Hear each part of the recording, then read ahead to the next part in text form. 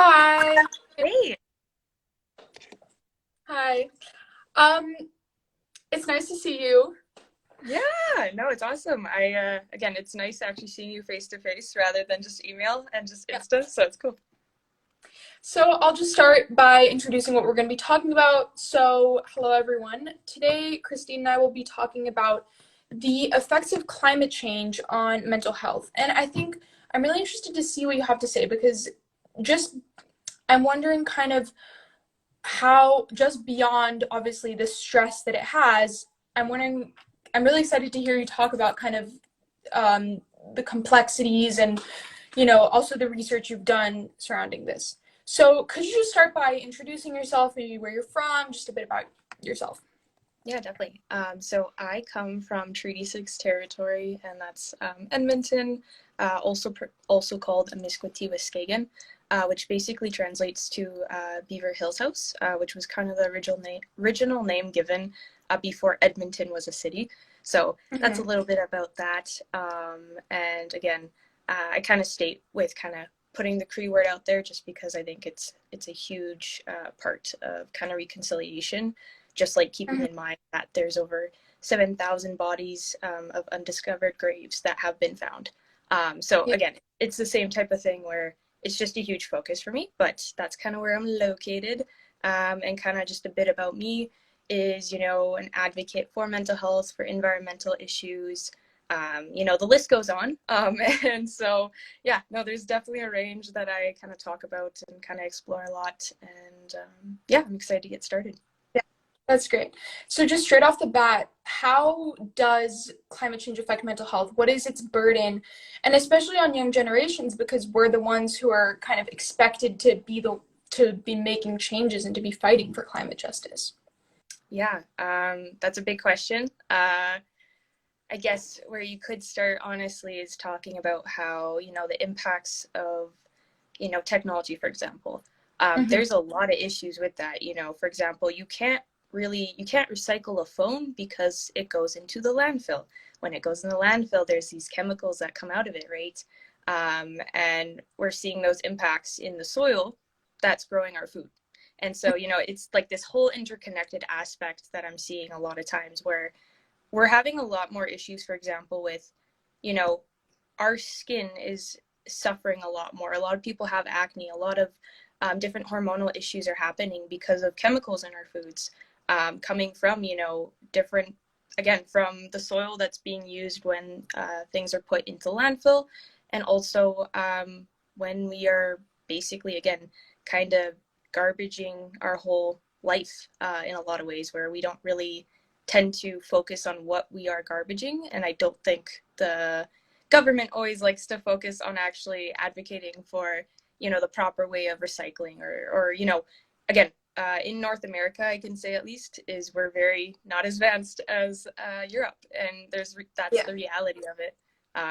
Yeah. Seeing a lot of issues with that. I just went on a tangent, but I think that's a little bit of a gist of kind of the start of definitely the impact that sometimes we don't always see, but it's impacting definitely our generation.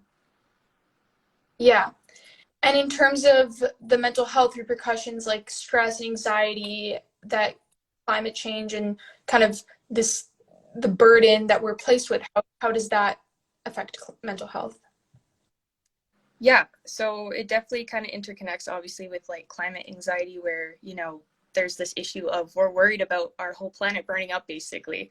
And that's the sad reality for a lot of us that we're seeing right now.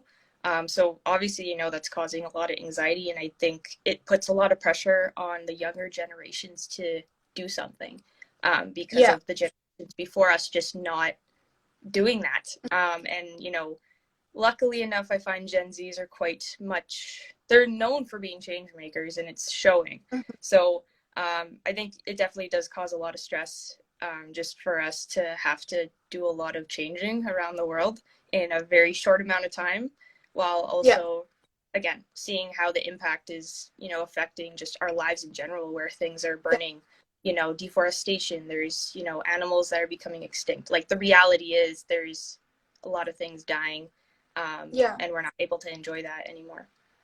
Yeah. And do you think that some people have become cynical about this. I know sometimes especially when it comes to the kind of things that people are expected to do on the individual scale, I know I'm sometimes quite cynical about it because I think there's this frustration towards like big corporations that are, contributing the most to climate change. But do you think that a lot of people are cynical about climate change? Yeah, I think there's a range there. Obviously, I think some people find it, as you just said, it's kind of stressful because it's like you have these huge corporations, like Amazon, where it's like they are making millions, and well, Mm-hmm. that's a lot, not millions. They're making more than that, and they don't care. Like they're not worried about that because they're making money compared to everything else. That's the reality of kind of Yeah. living in um, how to explain it, a capitalistic society. Mm-hmm. Again, that's kind of our reality, sadly, that we can't change that part. Um, I think a lot of times with climate change, we're put pressure on to, try to find all the environmental friendly products. And that causes a lot of expenses that you might not always expect.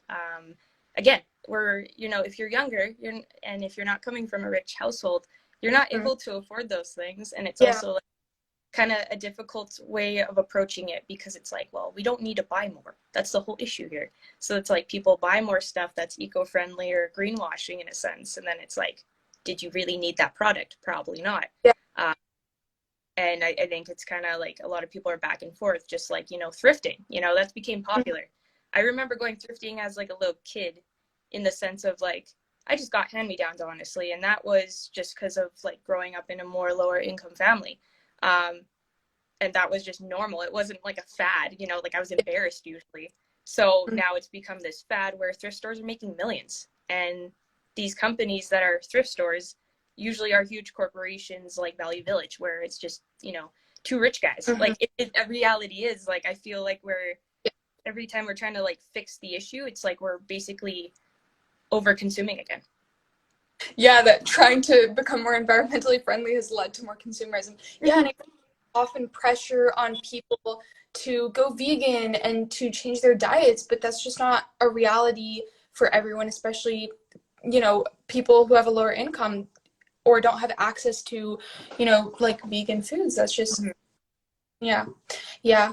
And could you describe some of the research you've done surrounding climate change, mental health, how they fit together? Yeah. So actually, with my nonprofit, that was a huge focus where I was looking at how to reuse products that can't go in the landfill. So, for example, like tins, because of metals going into the soil, as I have talked about, like it's not good for anyone. It's not good for growing things. It's not good for any of the animals, again, even the plants growing there. And that kind of causes that issue of having issues with just underproduction of food, and also just creating that difficulty. So the one area was like, okay, well, I'll reuse tins. That could be something I could start with, Yeah. because tins can't, they can't decompose. So that was the one way I approached that.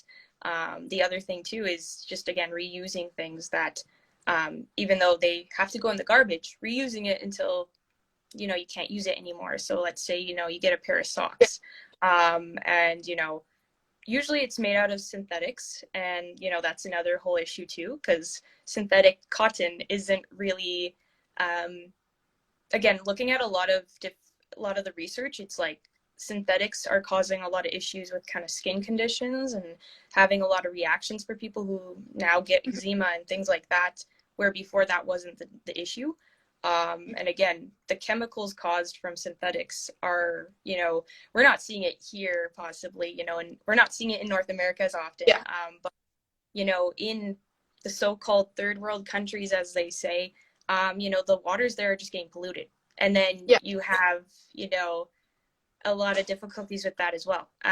So that's one thing. The other thing as well too is just water in general. I think that really connects with, if you can't afford things like clean water, then you're going to have difficulty with other aspects of your life.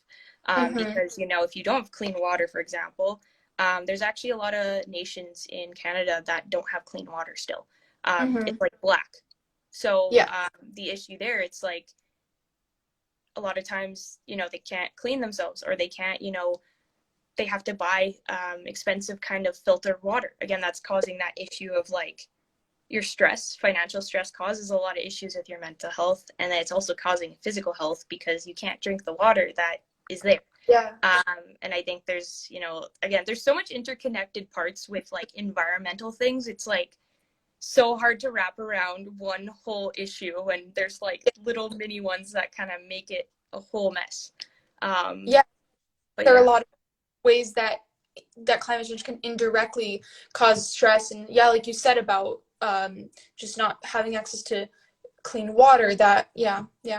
And so if, well, in reality, yes, we're going to have to continue to live with climate change. If that continues, how can people's stress and anxiety be alleviated? And kind of what can we do on an individual scale to cope with that stress? I think a huge thing is collaborating. I think we have to kind of get rid of, we need to do everything by ourselves. Mm. Again, we need to get rid of that individualistic kind of approach to everything because obviously we're seeing that does not work. Meaning even, different countries need to collaborate, not just one doing their own thing while another one does another thing. Yeah. Because we're seeing that whole impact. Mm-hmm. Again, as I've hinted on about Europe, they're doing some really cool things. And I think if North America, for example, is collaborating, like other countries can come together and create some really efficient ways of kind of reducing our stress as younger individuals in a world that's crumbling, and also keeping in mind like it's never a bad thing to collaborate.